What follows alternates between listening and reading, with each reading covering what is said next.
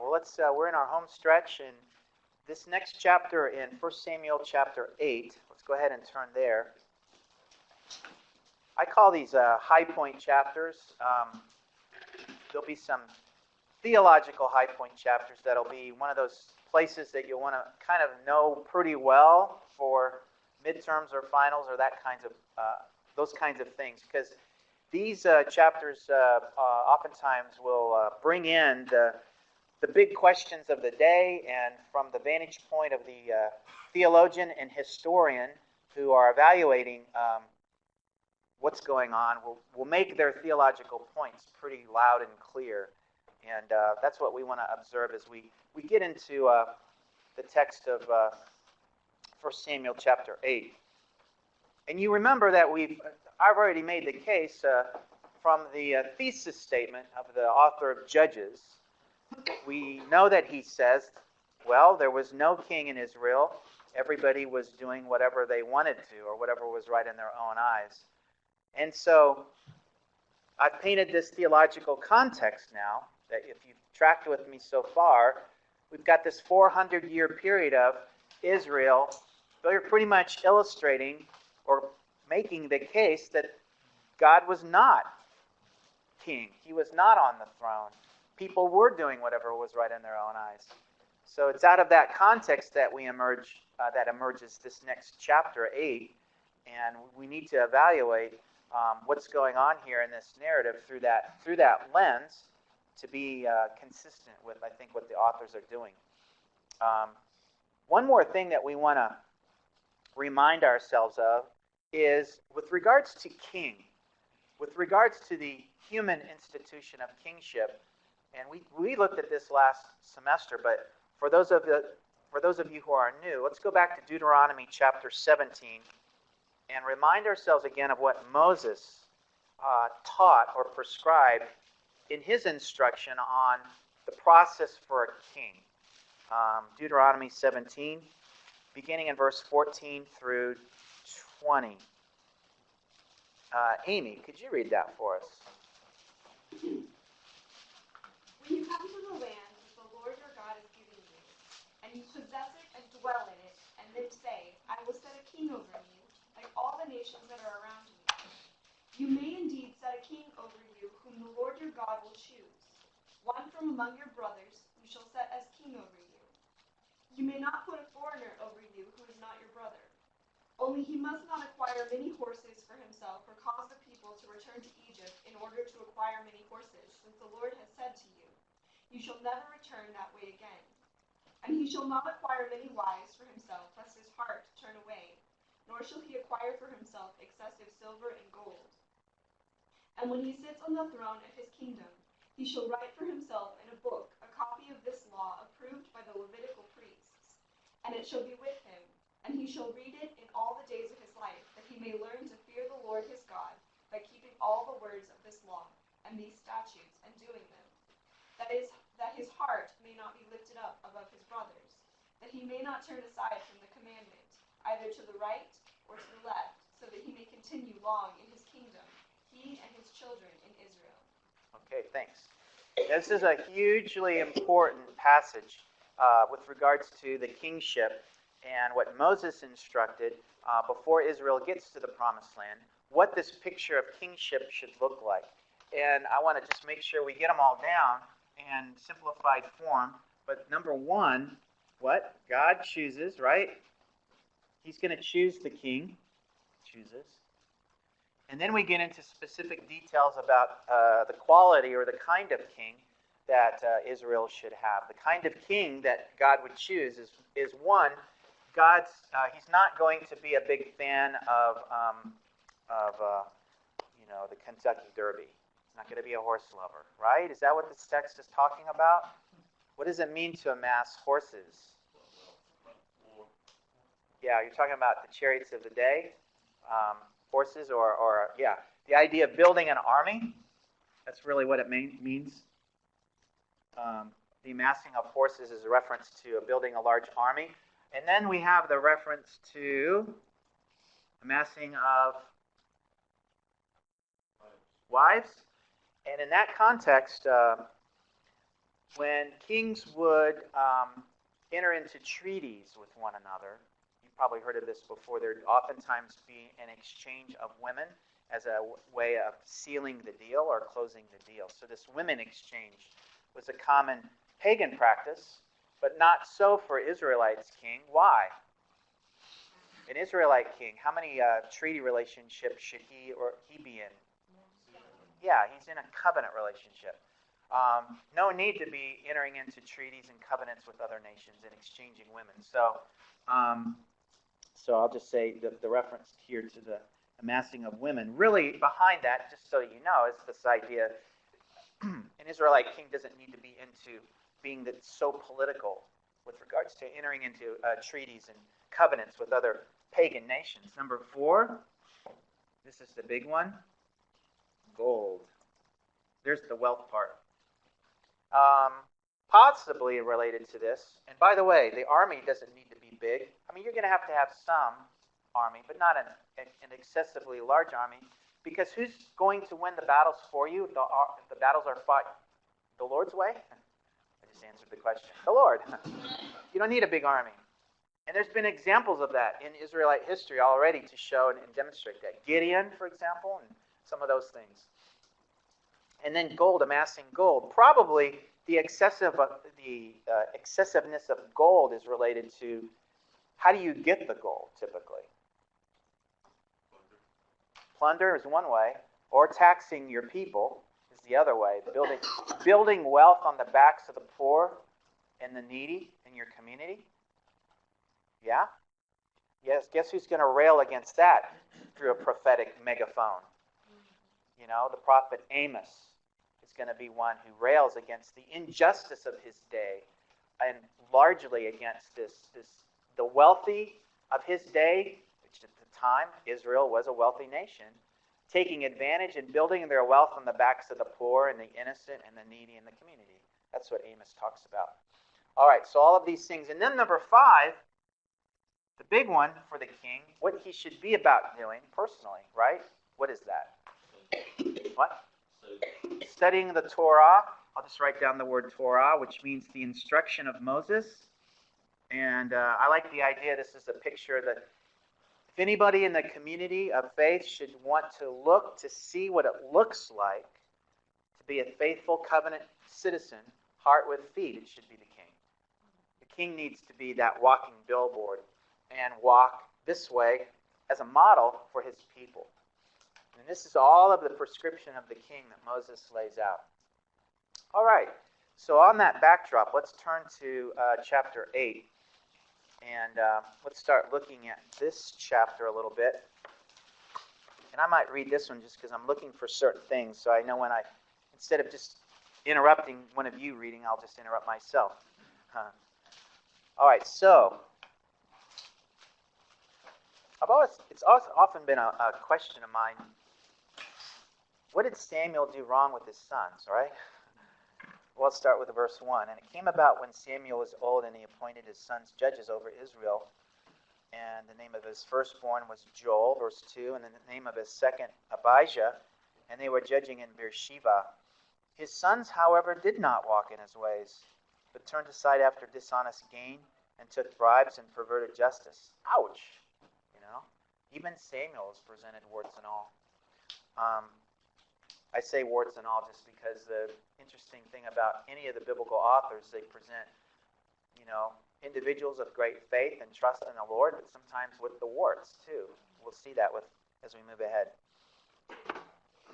All the elders, verse 4, all the elders of Israel gathered together and came to Samuel at Ramah, and they said to him, "Behold, you've grown old, and your sons do not walk in your ways." Which is kind of ironic, isn't it? Like, just his sons? Are they the only ones doing whatever they want to in their own eyes? But anyway, now appoint a king for us to judge us like all the nations. So when you read, sometimes the danger well goes off, that warning light. I mean, you start to see the warning lights go off. What's wrong with this picture? Right? Do we know? already, number one, who's supposed to choose the king? Yeah, and here we have the people taking the bull by the horns, and that's going to be, that's strike number one. And there's also something else like in verse 5 that might be kind of a warning light. Like the other nations. Yeah, to be like the nations, like the other nations. There's a little hint there that what kind of nation do we want to be with regards to the king that we're asking you to go find for us? That might be a problem. So verse 6, this thing was displeasing in the sight of Samuel when they said, give us a king to judge us. And Samuel prayed to the Lord, which is the appropriate response. And the Lord speaks to Samuel in verse 7 and says, listen to the voice of the people in regard to all that they say to you. Which is really surprising. Is that a contradiction? What's the Lord up to here? For they've rejected you. For they've not rejected you, but they've rejected me from being king over them. See where our theme comes back to, I erased it, but it was right there. God is king, and they've rejected my divine agenda right there, front and center, with their request. See, it's kind of and I build off of what you said, I agree. It's this motive for the kind of king that they're asking for. As we'll see pretty soon, there's a quality of king that they're asking for. It's a king like the pagans around them. We want a king that's not going to get in the way of us being like who we are currently. We don't want change. We don't want spiritual reform. We want to be just like we are. Leave us alone. Something like that kind of an attitude. And this is what Moses warns against. Remember Deuteronomy chapter 8, the idea of forgetting the Lord, the idea of dethroning the Lord as king. This is the spirit, I think, behind this question. And it's being, again, amplified now, not with the author of Judges, but here with the author of Samuel. And it's coming in again. So this is what we have. Like all the deeds which they have done since the day that I brought them up from Egypt, even to this day, in that they've forsaken me, that's Moses' language, and served other gods, so they are doing to you also. All right? Now listen to their voice. However, you shall solemnly warn them and tell them of the procedure, or you might say maybe the custom, or kind of the stipulation, or the procedure of the king who will reign over them. So now what Samuel will do next, beginning in verse 10, is he's going to unpack and basically paint a picture of what this kind of king will look like. The kind of king that they're asking for. All right, so let's follow this logic, and let's keep reading in verse 10. So, verse 10, Samuel spoke all the words of the Lord to the people who had asked of him a king. And he said, Samuel said, this will be the procedure or the stipulation of the king who will reign over you. He will take your sons and place them for himself in chariots and among his horsemen, and they will run before his chariot. Does that echo anything? Now, number 2, this idea of multiplication of horses, building an army building. That's what's going on in verse 11. In verse 12, and he'll appoint for himself commanders of thousands and of 50s, and some to do his plowing and to reap his harvest and to make his weapons of war and equipment for his chariots. And he'll also take your daughters for perfumers and cooks and bakers. So this is kind of maybe a connection to this one. He'll take your daughters. Maybe he'll take your daughters and build a harem, like maybe some kings that we'll hear about shortly, something like that. But also, he'll take the best of your fields, verse 14, and your vineyards and your olive groves and give them to his servants.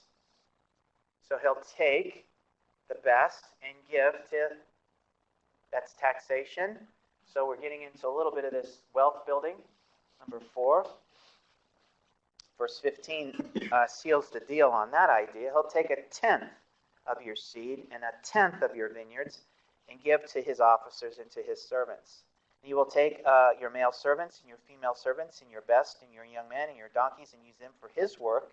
He'll take a tenth of your flocks, and you yourselves will become his servants. Then you'll cry out in that day because of your king whom you've chosen for yourselves. But the Lord will not answer you in that day. Nevertheless, the people refused. There's one of those big buts of the Bible. One of these days I'm going to bear down and just write the book called Big Butts of the Bible. And this will be one of them, one of the chapters right here. But those are the syntactical moments of the Bible, right? The people refused to listen to the voice of Samuel, and they said, "No, but there shall be a king over us, that we may be like the nations." There it comes through. That we may be, so that we may be like the nations. That our king may judge us and go out before us and fight our battles. Not the Lord. The Lord doesn't have to fight our battles. There's that forgetting idea. And Samuel heard all the words of the people. He repeated them in the Lord's hearing. And the Lord said to Samuel, "Listen to their voice and appoint them a king." So Samuel said to the men of Israel, "Go every man to his city." So Samuel begins his search. And there was a man of Benjamin whose name was Kish, the son of Abiel, the son of Zahor, the son of Bechorath, the son of Aphiah, the son of a Benjamite, a mighty man of valor. And he had a son whose name was Saul, a choice and handsome man. He was Pi Kappa Phi, president of his fraternity at Harvard University. He was the star center, basketball center of the championship team. He was a more handsome person, there was not a more handsome person in among but all the sons of Israel. He won America's Got Talent. He, from his shoulders and up, was taller than any of the other people. I just exaggerated. He means fill in the blank. I mean, who is Samuel going to find and locate here? And, we have to ask ourselves, what's wrong with this picture? He has literally gone to find the big man on campus, we might say. He's the fraternity president. And here's the point. The Lord oftentimes will grant what we request out of our rebellious request so that we learn something. We learn a lesson. He sometimes, because of tough love, allows us to live in the holes that we dig for ourselves. That's true. He uses those moments to train us, to help us learn something, to get our attention in this case, I think. So there's a huge attention getter right here in this idea of being tall, or in this way, I think tall is an idea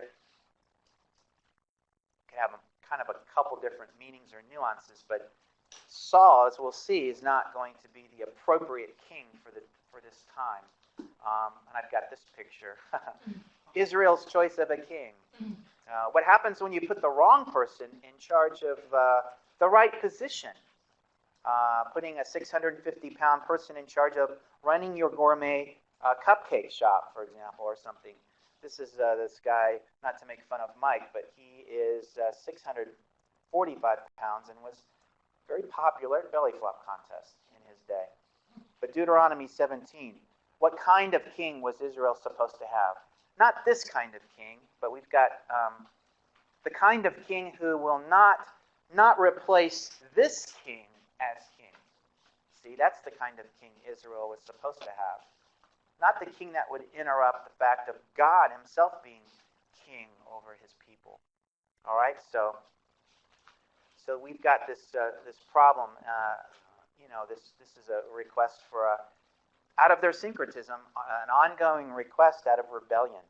We want to be like the pagans around us. We've looked around. We see a lot of the kings around are very tall. They're very big, and we want a king just like that. Samuel says, okay, the Lord's going to give you what you ask for. And that's what happens next. And this reference to being tall here in Saul, we see this tallness in verse 2 in chapter 9. If you turn over to chapter 10, verse 23, the author continues to describe the tallness of Saul. So they ran and took him from there, and when he stood among the people, he was taller than any of the people from his shoulders upward. it's interesting, even in the fact that Saul is from the hometown, his hometown is Gibeah, which comes from the Hebrew Gavah, which is the Hebrew word that means tall. So he's a tall man from a tall city, doubly tall. But again, what does the Lord look for in a king? Deuteronomy 17, right, 14 through 20. He's looking for this, and we see that in 1 Samuel. Let's just move ahead a little bit to Samuel 16, 1 Samuel 16, verse 7. And we'll remind ourselves of this when Samuel is looking for Israel's next king. The Lord says to Samuel, do not look at his appearance or at the height, right, the tallness of his stature, because I've rejected him. For God sees not as man sees, for man looks at the outward appearance, but the Lord looks at the heart. That's how the Lord's going to find David. And the Lord will select David because he's looking for this. And that this is going to be the contrast now. We kind of set this up, and the author does it for us. This huge contrast between Saul and David, and eventually we'll get to, I better write here, eventually we'll get to Solomon. And in terms of the evaluation of this 120-year period now, we call the United Kingdom. 3 kings we'll be looking at, Saul, David, and Solomon. And the way I do it is like this. The wholehearted King David, sandwiched in between the no-hearted King Saul and the half-hearted King Solomon. You can use that for your congregations and youth groups. It kind of preaches. But it's a nice lesson to help people understand. If we look at passages like this and using chapter 8 as kind of a preaching or teaching moment to understand how this evaluation happens. So in terms of how this might apply for, bringing good people on and selecting leadership and trying to find a head pastor and a shepherd of a congregation and all these things, there's a lot to be said about how the criteria, similar criteria that's set out by the authors like Moses in terms of selecting kings and the kinds of kings that would do the job in the right way with a heart and a feet attached to it in a way also that would not short-circuit the real engine, you might say, the driving force behind a nation that will succeed. And that's when God is not supplanted as king by any earthly institution or any single human being or individual. So, all right, well, let's wrap up for today, and we'll pick up next week right here on slide number 30. And you've got the full set of slides again in the weekly assignment folder for this week. And have fun with your discussion group question. There was a short one from last week, just to kind of getting to know you. But then there's also a new one. It'll be posted today for this week. So you'll see that in week 2. And have fun with that as well.